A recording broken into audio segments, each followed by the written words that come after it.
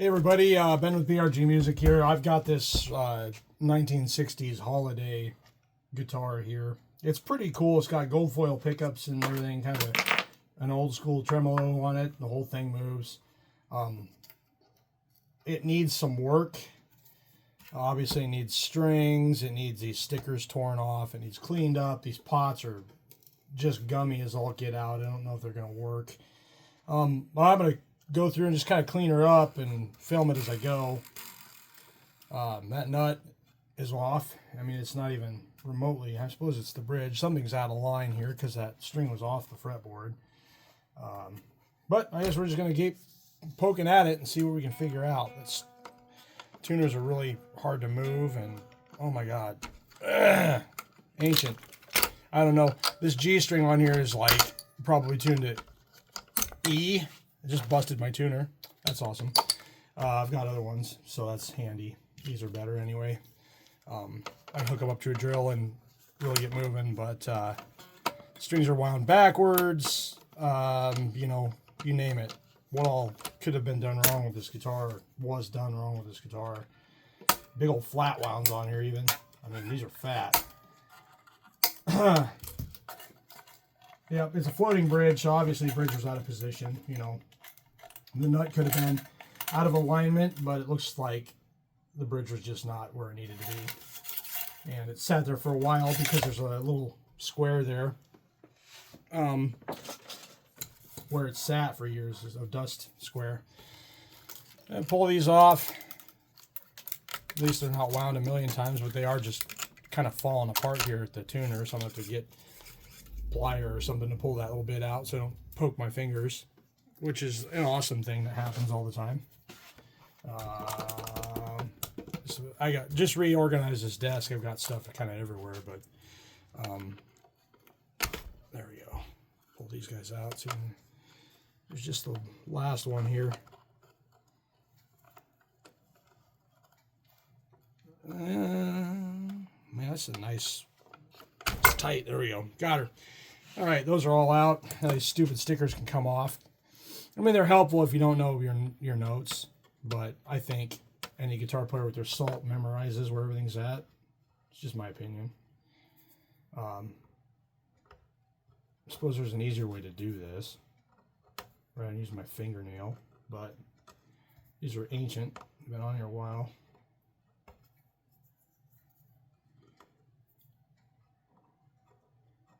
Yeah, stickers on your fretboard, I don't advise it. I mean, honestly, they're not going to, if your frets are tall enough, it's not going to really mess with anything, but it's just, you get that adhesive, sticks in there and everything, in your grain, and, you know, you can never really oil that particular area where the sticker's at, because there's a sticker over it, and it can seep in around the edges, but it can't really get all the way in like it would penetrate otherwise. There's going to be a mess here, I can just tell it already. There's a lot of gunk on there. One thing I'll say is they were accurate in their note positioning, which is good. Once you understand how notes are laid out on the fretboard and a little bit of theory, it's not a huge deal. I mean, that's why I say you should just memorize it. Find all your A's, find your B's, and your C's. And then find your D's, E's, and F's and build all your patterns. You know, add the G and you got your basic A minor scale, C major, and you know it all over the fretboard. And if you know how to find octaves, it's easy to just keep going, you know. I would recommend everyone try it, because no one's going to pay you to go on stage with stickers on your fretboard because you don't know where your notes are at. Yee-hoo. Nasty. Ancient stuff. This is a really cool guitar. Some of these old Japanese made or old USA made kind of kitschy guitars, I guess. I don't know what the word would be, but kind of, they got a really kind of cool thing you can do when you play. A lot of guys like to play slide with them and blues and stuff because they've got such a unique kind of sound. You know, it's not a Strat, it's not a Les Paul, it's kind of its own animal, you know. Personally, I prefer the previous and their variations, but it's always nice to find something different, you know, because then you got a jam, you know, which is always cool. Yeah, this is fucking awesome. Pardon my French, but YouTube will probably cut me off for that one. Don't watch that, kiddies.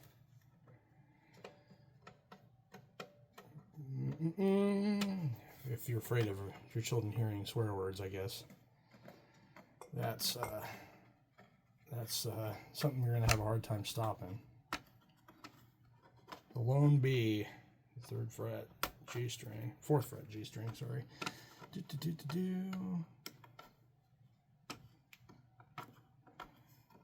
Wow, these are stuck. Fingernails are getting torn up doing this. Get all the way to the end and then change methods, right? Let's see.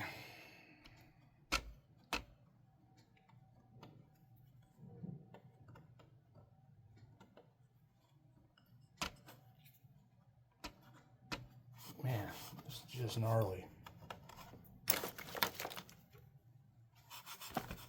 See if this, yeah, a little 4/0 steel wool actually kind of takes all that crap out of the fingerboard. So, and it, at the same time polishes your frets. Granted, you'll have to get the steel wool dust off the guitar. The pickups are going to suck it right up to them, but I like using this stuff a lot to clean fretboards and polish frets. You know, it's a fast way to make things really smooth, you know, and get the gunk and the Cheetos and stuff from your fingers off the frets, you know.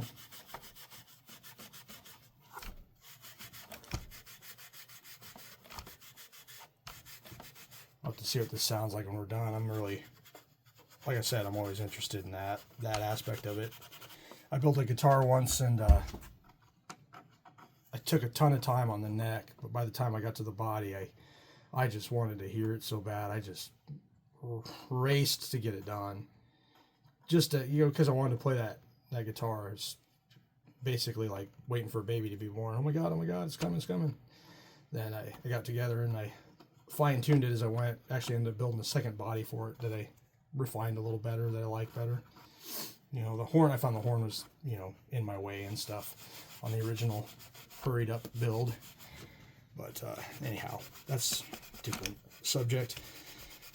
Yeah, these frets look kind of dented. I don't know. You know, they're not too bad. Sometimes if you got a string buzzing somewhere higher in the neck, if you've got dented frets down in this area, what that does is it changes the height of your string, causing it to, because it's writing in a channel now instead of sitting on top of the fret, and that lowers that string just enough to where it's going to touch the fret higher up on the neck. You know, oftentimes it's the one right next to it, but it could be anywhere. You know, they're not always perfectly level. We like to get them as close as we can, but not everyone does. The Plek machines and whatnot do a really good job, and there are some really good luthiers out there who do incredible work with some printing tools. Anyhow, just about through these stickers. And there's some gross crap going on underneath that. I don't know where this came from. I mean, I know where I got it from, but who originally had it? I got it from a guy who basically does construction and cleans houses out, and this was one of those from a group he brought in recently, and this was the one that I wanted out of all of them. There's various states of usability and parts missing and stuff, and this one was actually complete and wasn't covered in mold or beat up, you know, just in such a way that was, you know, unusable. Come on.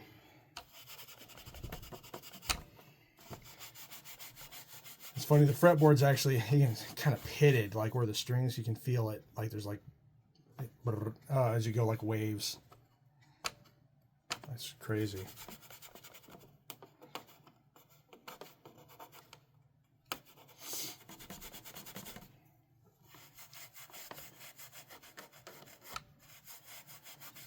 I've been working on guitars for a long time.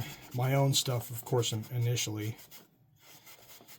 You know, making mistakes, learning how to do it, reading, you know, trying different things, and building and everything else, trying to get a handle on how this stuff works, because I love guitar, I love playing them and stuff, but I want to know everything about a subject that I can, you know, rather than just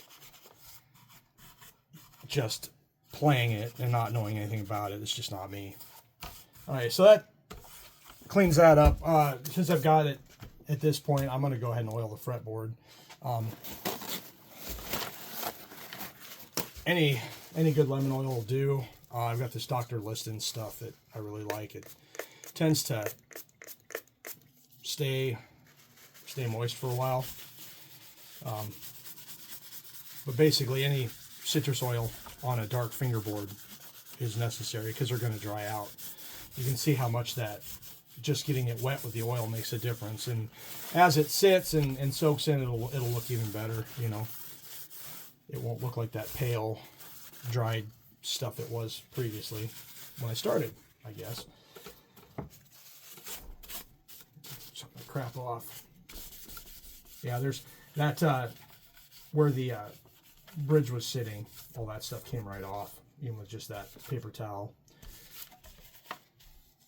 It's an interesting tremolo. I like that. It's kind of cool. Obviously, without strings in it, it's not going to do anything, but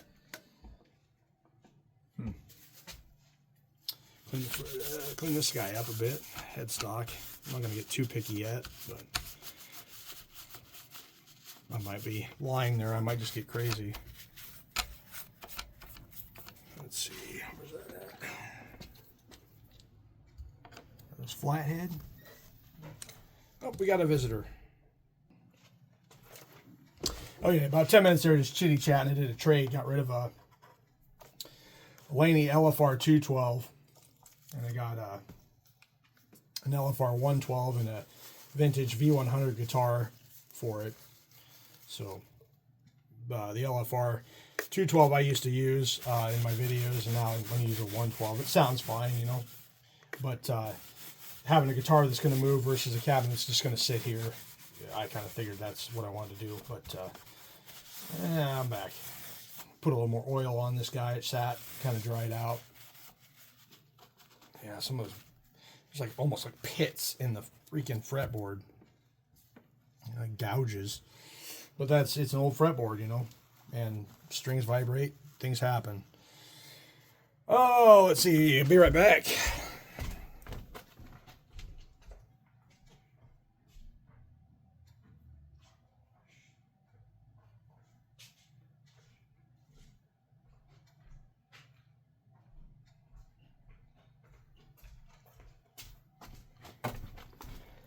Grab some polish.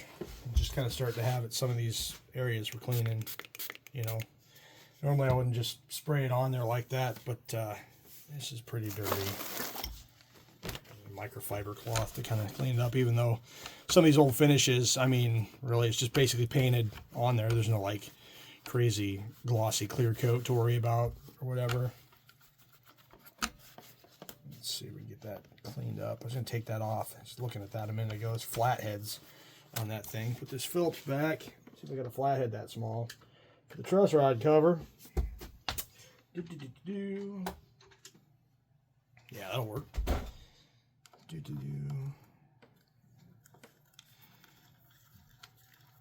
Clean this up too. It's pretty nasty. It's probably first time this has been off in eons. There might have been different creatures roaming the planet when this was last taken off.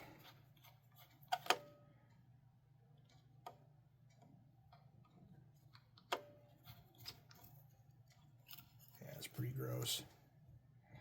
It's ancient screws. Put them in my magnetic bowl there. Made in USA. This is an old USA deal, huh? Kind of cool. I wonder if it's Holiday. I wonder if it's a Harmony build.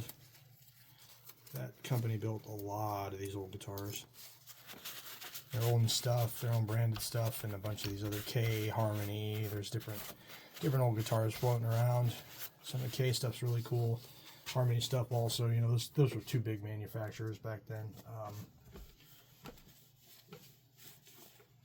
Pickups are, there's a gold foil one I'm talking about. That's really cool. Got a nice look and a very distinct sound as well. Clean up some of the finer points. These brushes have been awesome. I got these from Dr. Liston's through one of my distributors. They've been really good for getting all the nooks and crannies that I used to use whatever trick, a Q-tip and, you know, or a screwdriver with this and poking it underneath to clean it. This gets everything kind of out of there. Takes all the dust off pretty quick. Cleans up amps really nice. Yeah, let's just hit this with some polish. Go ahead and hit the back. Wow, that's pretty dirty. Something happened here. It's got it's like it got drug across something. Gouges. Every guitar has a story. I always say that. If you'd like to know a little bit more about where and what happened with this one, but I don't know that I'll ever figure that out, you know. It's just going to be one of those mysteries.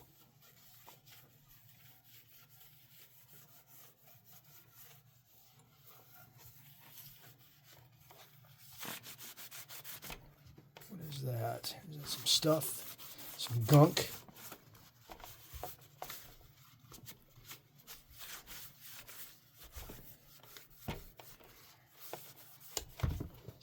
Down. Get the edges cleaned up.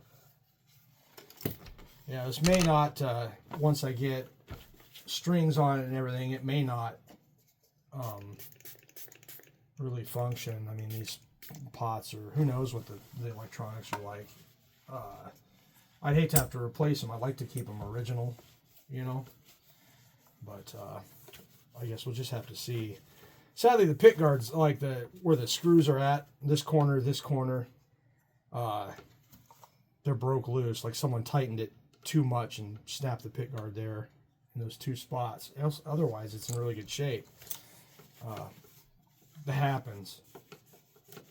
Someone probably got their impact out or whatever and was fucking with it, tightened it up and smacked it real good with the impact and killed those. I wonder if these are set screws or just pop off, guys. And these are just gummy. And there's stuff under them. I'd like to get those off and clean them. Yeah, I suppose, whatever. I've got a dish here for putting screws in. So, just pop these guys off and go. Looks like I got a few screws to remove.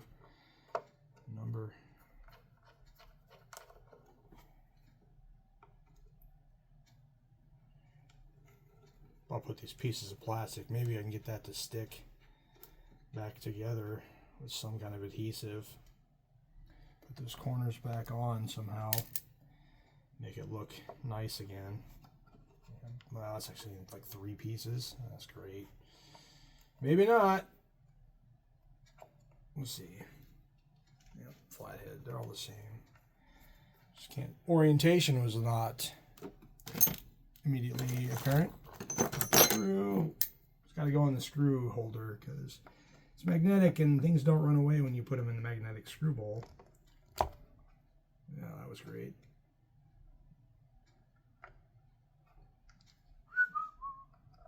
Man, these are just gnarly. Old. Ancient. Where's the slot at on that thing? It's almost stripped out. There we go. I should put a pair of glasses on so I can see better, because Jesus, these are difficult to see. There we go.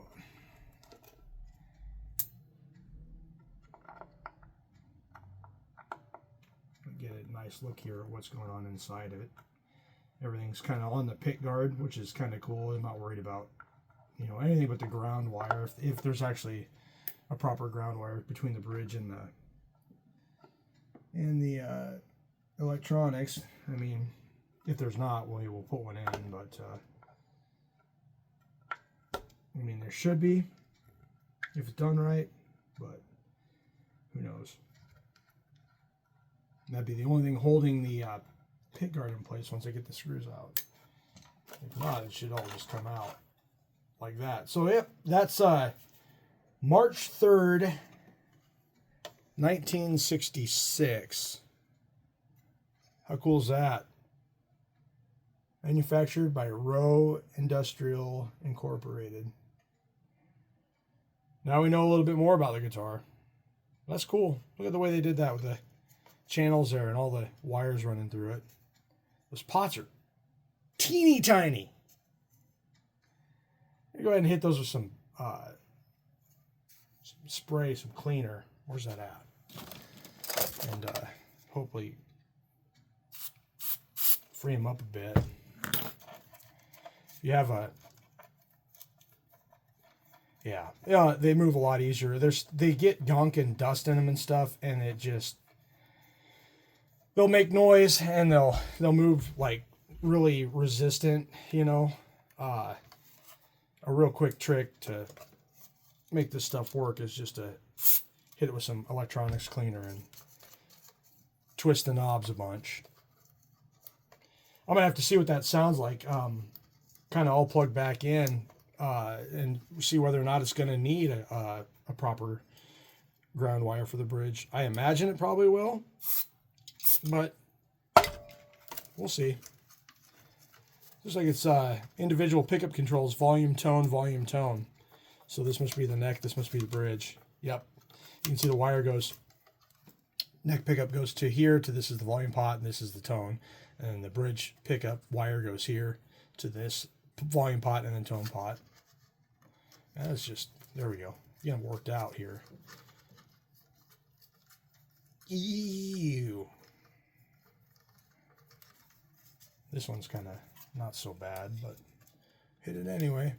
Got to be complete, right? That really freed that up.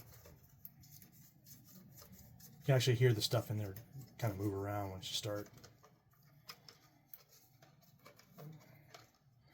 This one right here, the third one, first the bridge volume feels like it could use a little more. Still a little gunky. Still a little resistant. A little too resistant for a resistor.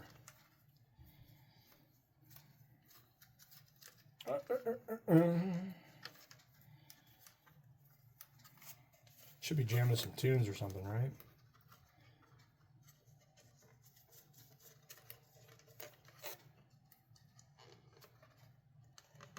And those are just on there. I don't want to like mar them up by like trying to pry them off, you know, because they're in really good shape, and I'm not going to be able to replace those if I break them. That's for sure. Get some more of that crap off of there where the pick guard sat for since 1966. It's a long time. I just realized how, you know, pretty easy math, you know, 66 to 26.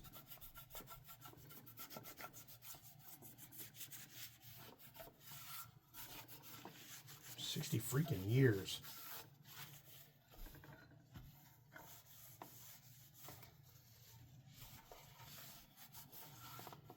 Well, it's not quite because it's March 3rd and we're only in January, so.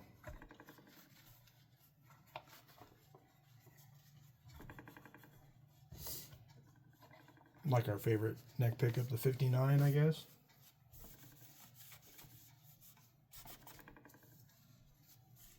Yeah, it's better, but it's not perfect. Yeah, the finish has got some cracks in it, you know. I wonder how they did that. Probably nitro, but might as well wipe some of this down.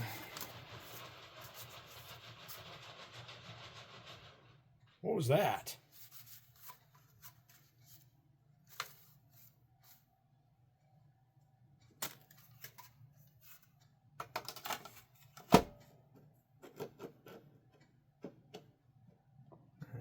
Yeah, this piece is missing. It's going to bum me out. But there's just no way to fix it, especially this one. 2 pieces gone. I could try to put one on. You know? I just wonder what kind of glue I should use.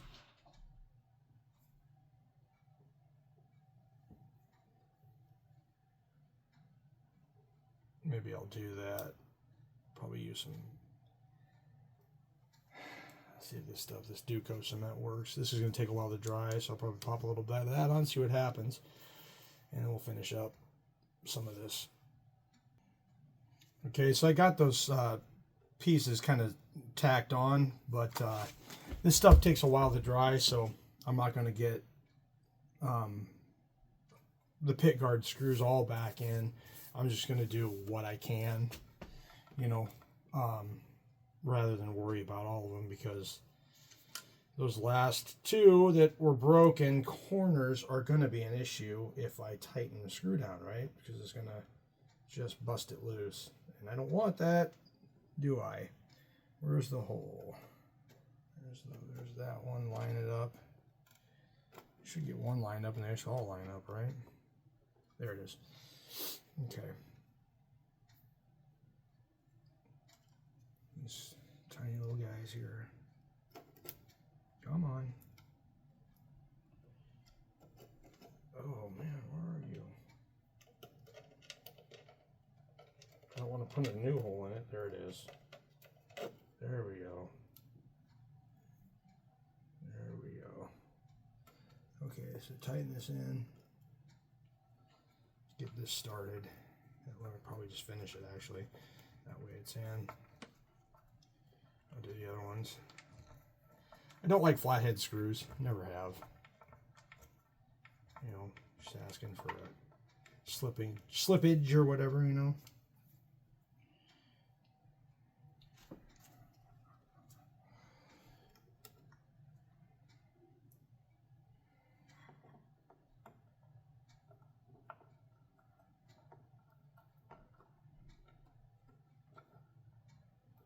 I'm gonna go put some music on. What do you guys think? Testament, maybe? Some re-recordings. First Strike Still Deadly. That's kind of what I'm feeling. I like that stuff.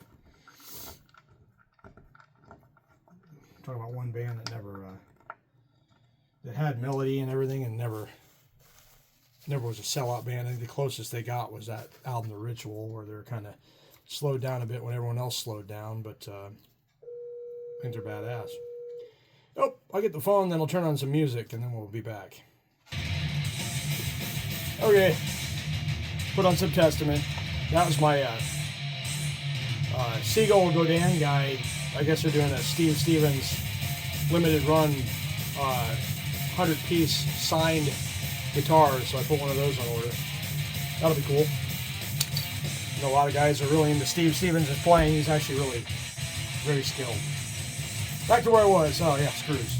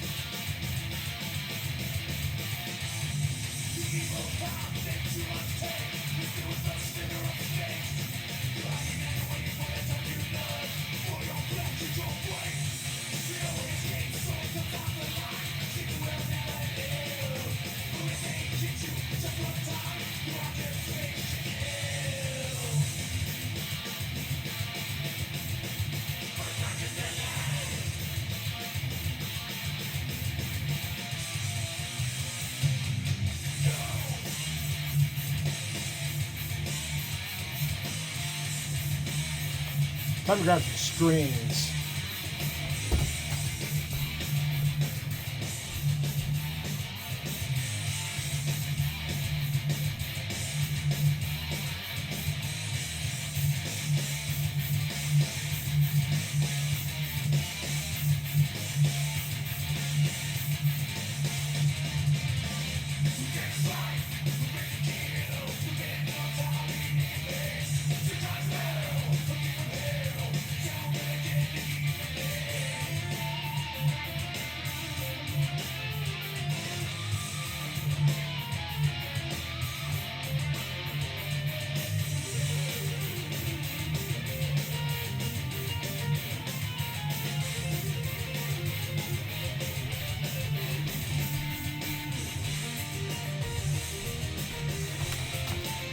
I suppose we'll do some of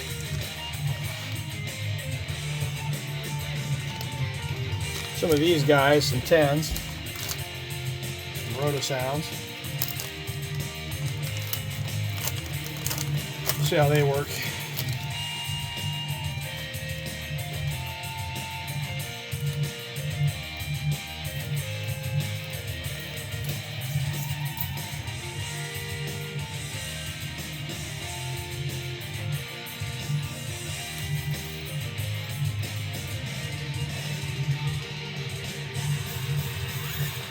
Pretty simple through the hole. I've kind of changed the way I string things up. I always used to just wrap around. Now I'm doing the whole string lock thing where I go around and through and go like around the post, come back, give myself a little slack, and pull it tight, and then kink it right there. So when the string winds, it lays on top of that and locks it in and keeps tuning. Really stable. Into the pit.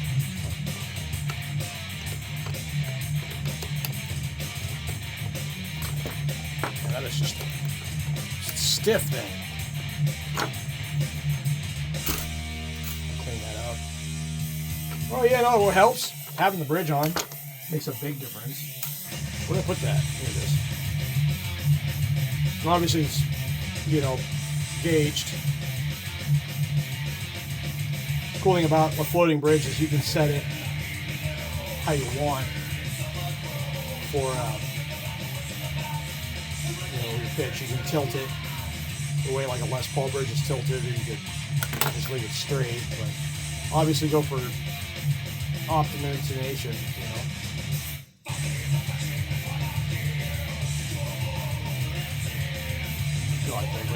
So, I guess one trick about this is if I tighten this string up, it's just going to pull that bridge this way. So, I'll do like the D and G strings because those give me a little bit of flexibility as far as like it keeps the bridge in place, but I'm not stuck with it pulling to either side.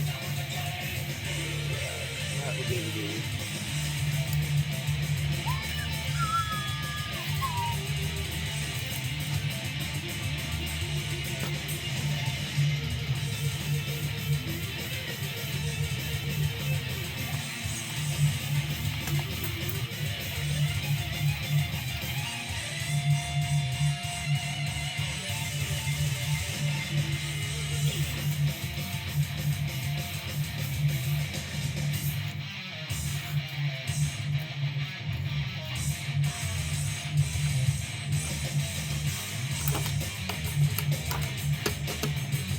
I had some scrap out of my way. Throws USA Dean pickup out of his way. Whoops, that's the G-string tuner. That'll do me no good.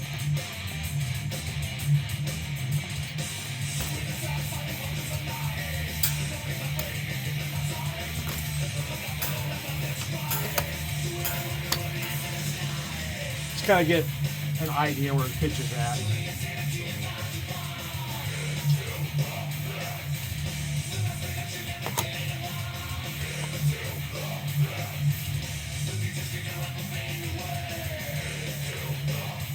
There it is.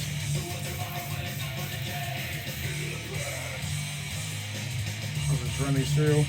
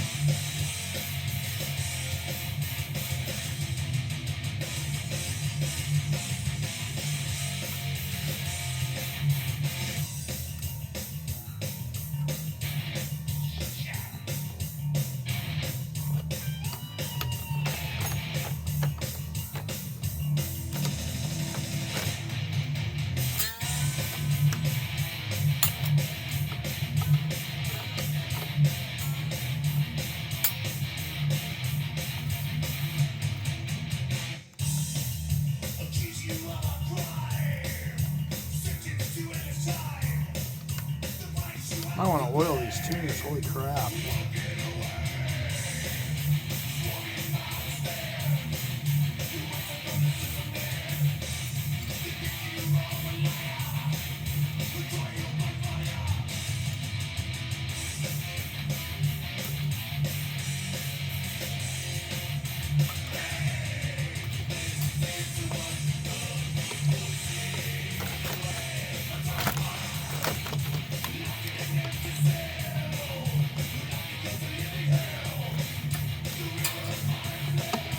Stiff.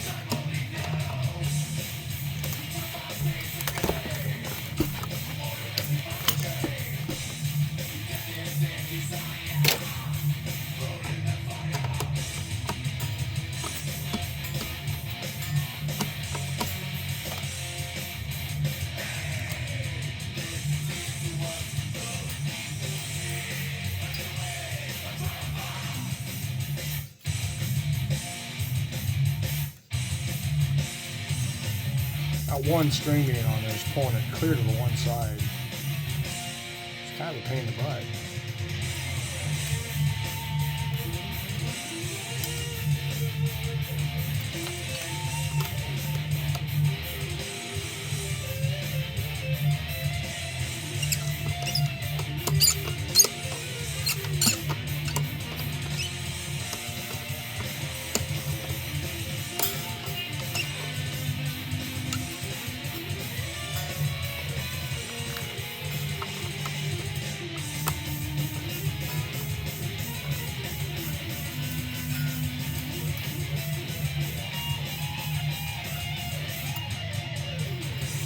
Realized my elbow might have hit that pick guard. I didn't want to do that, but I didn't, so yay.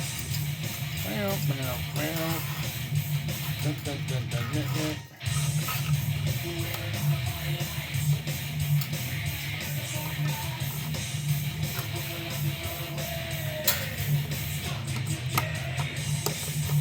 Okay.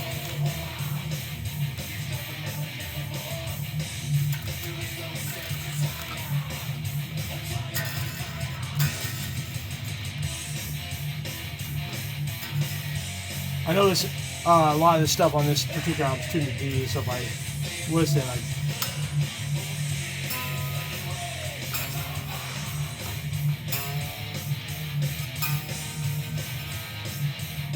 actually I didn't put a second fret in this part, so.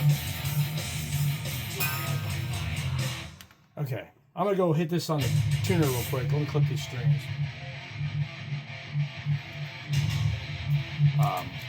These clippers are okay for the bigger ones. There's one thing you're going to set down and lose every time. It's your freaking string clippers right there in front of my face.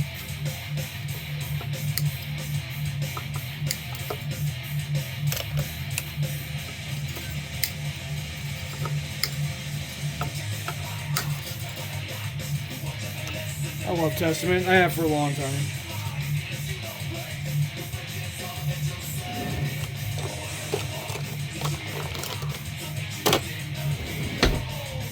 Saw them at NAMM in 2012. I saw them at the House of Blues in San Diego before that. You know, a couple years before that. But, ironically, when I saw them in NAMM in 2012, I was standing next to Joey Concepcion, who plays in Arch Enemy now. He was a Blaze artist at the same time I was. And he's just a kid. He's like 17. He's a hell of a guitar player. And obviously, he's playing in Arch Enemy. It's really cool. But, you know, it's funny how life goes, you know. All right, I'll be back. Tune this real quick. Well, as I feared, there's no output. I plugged it into the tuner and got basically tuner not plugged in signal, you know, the whole B flat world that it, you know, you get when you throw your cable on the ground. So we'll need to figure out what's going on there, and probably need something to diagnose it with an amp, maybe. There's a Viper 1 right here. Get anything out of it. I'm gonna stop that music so I can hear it.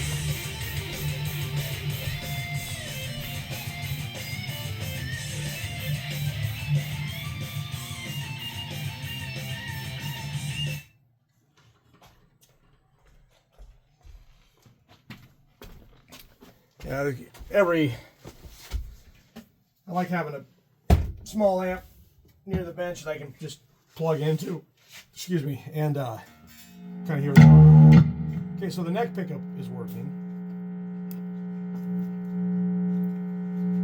And the bridge pickup is doing some weird crap. Hey, Steve's here. I'm going to stop filming for a sec. Okay, so something funky is going on with the electronics. I imagine it's the switch. I've noticed that this is kind of backwards. If you tap the pickup, see, now it's this one. Previously, this one was making noise, which is effed up. But so in the middle, that guy's working. That guy's not. So we got nothing coming out of the bridge pickup. I guess it could be the pot, could be the pickup, but my first inkling would be that the switch is not properly connected or has failed, which is not uncommon. So all these little fun guys we put back in here, these little flathead screws, are going to come out. And fortunately, the whole pick guard's just going to come out, and I can actually kind of test it with the screwdriver without having the guitar in the way or the strings or anything. So that's fairly handy.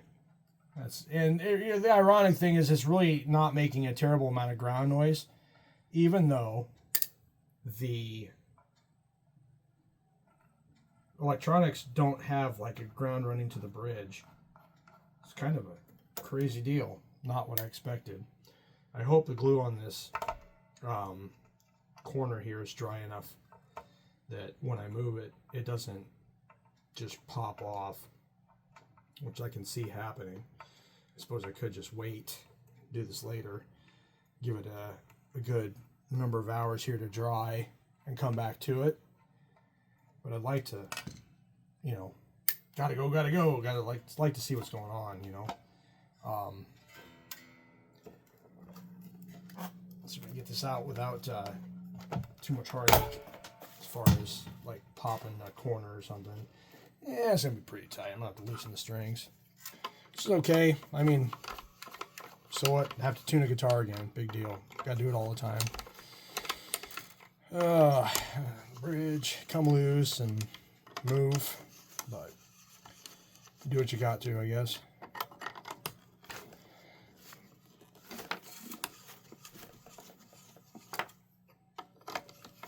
There we go. That gives me some wiggle room to get that lifted out of there like that. So, kind of inspecting what's going on here. I guess we could reflow the solder, see if it does anything.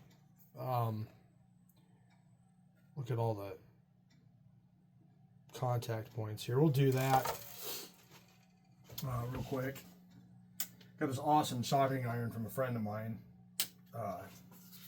Temperature control and everything.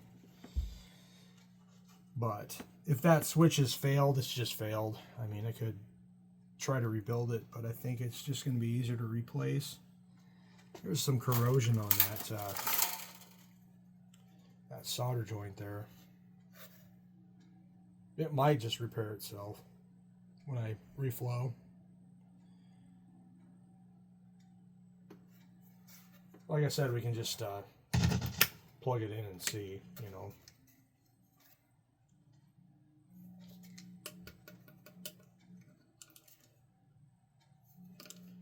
It's not quite up to temp yet. It goes pretty quick here. It'll probably buzz through the amp really bad when I put the soldering iron on it, but such is life. We should probably tin this quick.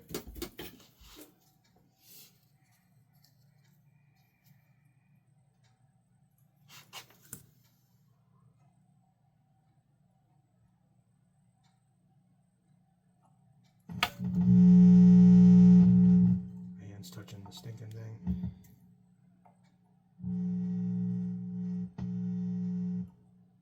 I got nice and hot. There you go.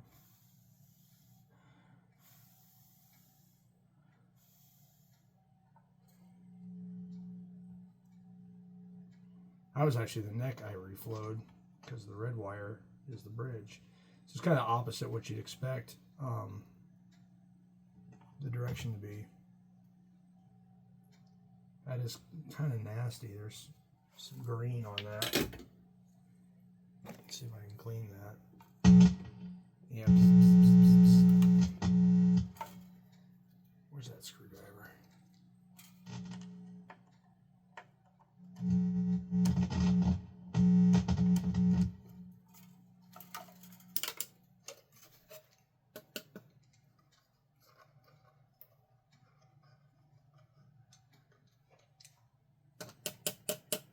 Yeah. Let's see what neck pickup's fine. Bridge pickup's not doing anything.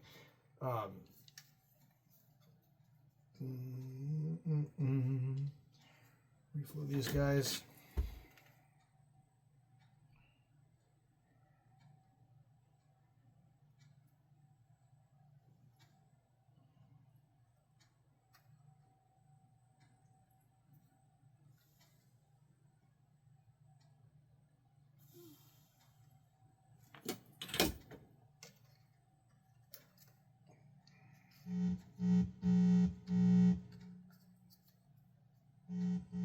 So the tone knob's making noise there, and that when I touch it, notice that when I touch the tone knob on the neck pickup, it doesn't do that because I'm in the bridge position on the switch, but something's going on to where this is not talking.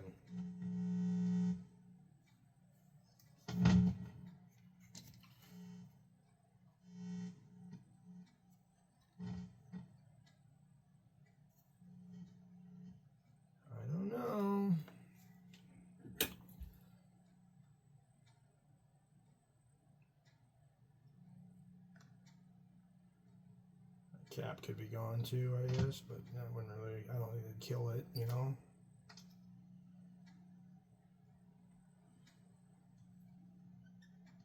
Yeah, that's not even attached.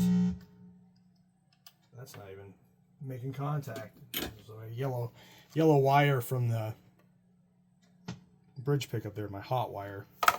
Not even meeting the lug on the.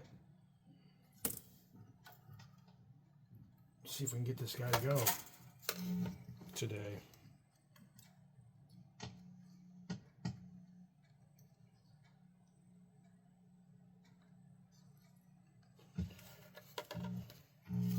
It's kind of backwards what you'd think. I mean, it goes, pickup goes to the out lug on the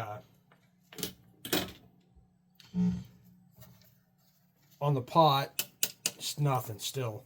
And then the in lug goes to the switch. I mean, it's all about connectivity. It doesn't matter. I'm in and out so much. It still should work, and it does. But I think either that pickup or that pot's dead, so I'm going to pull the ohm meter out and start testing when I get back. So we'll be back in a bit. Thanks.